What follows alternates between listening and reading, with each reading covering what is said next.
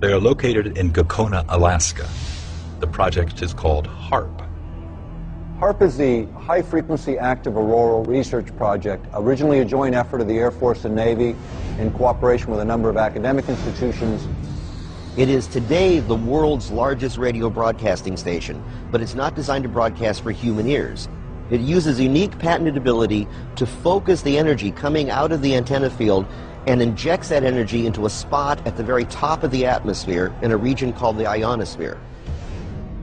HAARP is comprised of 180 antennas, approximately 72 feet tall, linked together to function as one giant steerable antenna. Steerable because it can aim millions of watts of ELF waves into one tiny patch of the atmosphere. The amount of energy we're talking about here is 3.6 million watts. To give you an idea of what that is, the largest legal AM radio station in North America is 50,000 watts. HAARP is 72,000 50,000 watt radio stations injecting their entire output into a spot that's about 12 miles across by about 2.5 miles deep by about 90 miles up. This is where HAARP is pointing. It's an area located roughly 300 miles from Anchorage. The U.S. military says HAARP is merely being used to study the physical and electrical properties and behavior of the ionosphere for both civilian and defense purposes. But another theory is surfaced. The intense energy being beamed into the sky by HAARP is actually heating up the atmosphere, causing weather changes. HAARP is being used for weather modification. The military's own record proves it. They've admitted it within their own documents, and yet they still deny it to the public.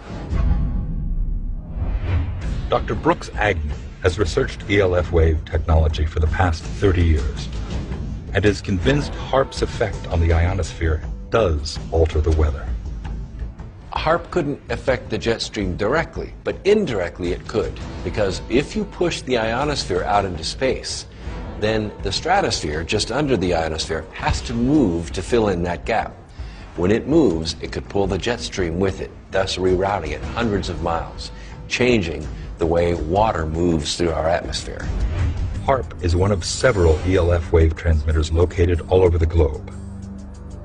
The United States owns and operates 3 of them, one in Gakona, Alaska, another in Fairbanks, Alaska, and one in Arecibo, Puerto Rico. Russia has one in Vasilursky near Nizhny Novgorod, and the European Union has one near Tromsø in Norway. Working in tandem, these transmitters could potentially alter the weather anywhere in the world, changing the jet stream's course entirely, triggering massive rainstorms or droughts. Even hurricane steering would be possible by heating up the atmosphere and building up high-pressure domes that could deflect or change the course of hurricanes. The U.S. government is firm in its position that HAARP is just an atmospheric research facility. But is it more than coincidence that since going online, some experts have reported strange weather anomalies, including massive floods, hurricanes, and earthquakes?